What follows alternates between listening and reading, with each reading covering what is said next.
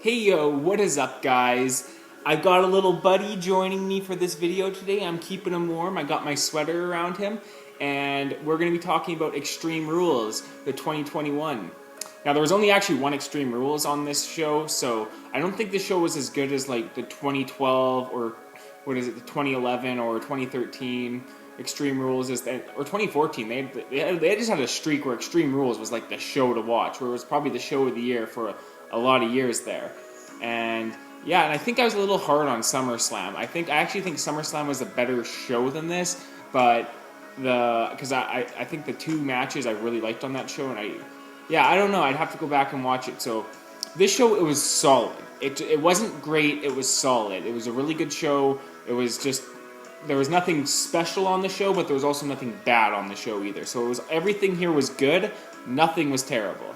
So let's get into the show. The show started with the New Day reforming. I believe this is probably their first actual tag match since, I don't know, 2020 or 2019. So it's been a long time since the New Day were actually together. And yeah, they faced Bobby Lashley, Omas, and AJ Styles. And Kofi bumped his ass off in this match. AJ Styles and Bobby Lashley had a bit of feud going there. I kind of wonder what direction they're going in with each one of these guys. So Bobby Lashley took the losing fall to Big E Langston, and then he wrestled Big E on Monday. And I haven't watched it yet, so I'll go and check out the match. So yeah, they had a really good opener here. It's a lot better than most of their six-man matches. There was a lot more nuance to this, so I think it was a really good opener to the show. It came off like a match that could have been on Raw, but there was so much nuance to it that I actually really enjoyed it. So yeah, good match there. Next up, I believe, what was next? Was it the Usos? Yeah, the Usos versus Angelo Dawkins and Montez Ford, the Street Profits. So here we have a pretty good match, nothing too special.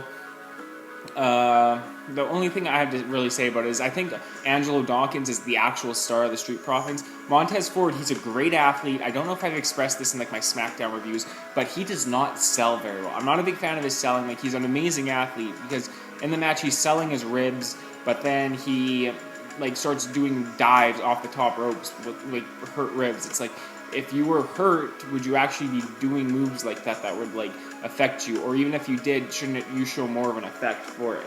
So yeah, Usos get the win. They held the match together. Double Usos splash for the W.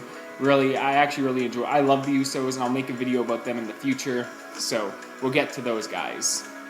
Next up was Charlotte Flair versus Alexa Bliss. And I actually really liked this match. And you kind of forget Alexa Bliss is actually quite good in the ring. And she's probably got a job in WWE until she's 40 and ugly. She's a hot chick. Like, she is really attractive. And Charlotte Flair, a really solid worker, maybe the best women's wrestler the WWE's ever had. There's a lot of talk between a lot of these ladies, but yeah, Charlotte Flair is definitely up there in terms of work. And yeah, she had a sick attire for this match too. And Alexa Bliss gets the losing fall. I thought Alexa might win the match, but no. But again, a solid match of these ladies. And yeah, really good match. The ending coming off with Alexa Bliss losing, and then what her doll getting ripped up. I can't remember the name of it right now for some reason. But then she went psychopath, so I don't actually know where they're going to go with her career. And I really like her character development. So I'm a big fan of Alexa Bliss. I support her heavily on the channel. So Alexa Bliss is good with us. Charlotte, awesome. So can't go wrong there. Good match out of the two. After that, sorry, I'm just looking down to see what was next. Okay, so here we had Damion Priest versus Jeff Hardy versus Shaemus. Really, really good match here. I really enjoyed this. Shaemus, he was an awesome prick heel here. He was doing like the Jeff Hardy cringe up on the ladder. It was which came off hilarious. And he actually probably got some of the most heel heat here on the show, which I really enjoyed from Shaemus. And I've actually really liked Shaemus. I think he's just a really solid mid-carder. Put him anywhere on the show, he delivers really well. Damian Priest, they're doing a very, very good job of building him up, but I don't know, he has to do something to get a little more over to get to main event status, but he's solid here. He's in a spot in the mid-card. They're doing a good job building him up.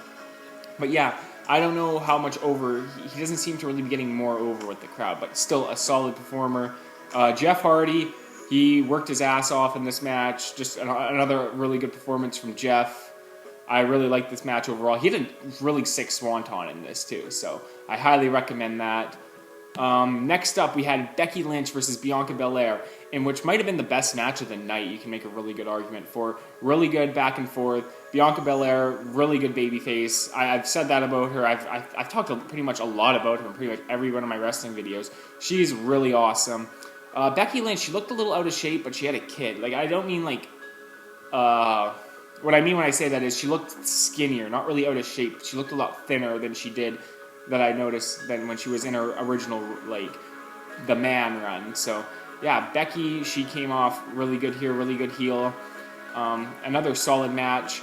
Sasha, whew, she looking fine. She came out in the, and interrupted the match.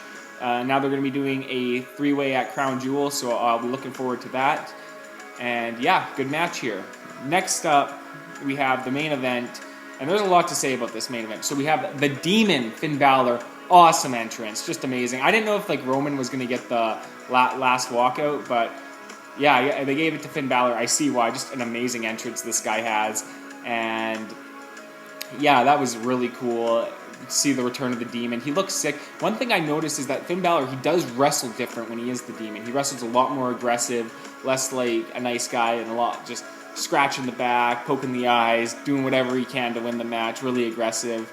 And yeah, so a really good match here. It was just solid, but the ending, okay, so I get flack for being a WWE defender or whatever. And yeah, but here we're gonna give him some shit because I think it was really stupid with the ending. Okay, so it's like on the one end it's stupid from like a sports standpoint. It's like, what the fuck am I watching? But from a theatrical standpoint and like an anime, it came off like an anime power-up scene here. Finn Balor, like he went out and then his music started playing and then he got back up, the lights went red, which it looked cool and it was visually, like theatrically cool, but from a pro wrestling standpoint, came off kind of stupid in that sense. It's like the Undertaker using his mystical powers mid-match, but yeah, I felt it was really dumb, but other than that, I'm really happy for Finn Balor. He got the 4th main event of a pay-per-view when the crowds came back. So shout out to him. I think they're probably going to do something with him in the future. So they kept him strong even though he lost here. So I think we might see something with him in the title picture in the future. We'll have to see. I'm not too certain, but maybe he gets a Royal Rumble win. I don't know. We'll have to check it out and see what happens. So yeah, solid show here. Nothing special and nothing too great, but just good overall. I'll give it 6.5 out of 10. It was above average, but nothing that was like standout and like for a pay-per-view. So yeah, I'd give it a 6.5 to 7, but yeah, I do think SummerSlam probably was a better show out of the two. So yeah, anyways, I'll be reviewing Crown Jewel as my next pay-per-view review. And yeah, I got more wrestling videos. I got a Bleach video coming up. I'm going to talk about the first arc of Bleach if you guys are into that. So be sure to stay tuned. And we're going to say bye here. All right, peace out, guys.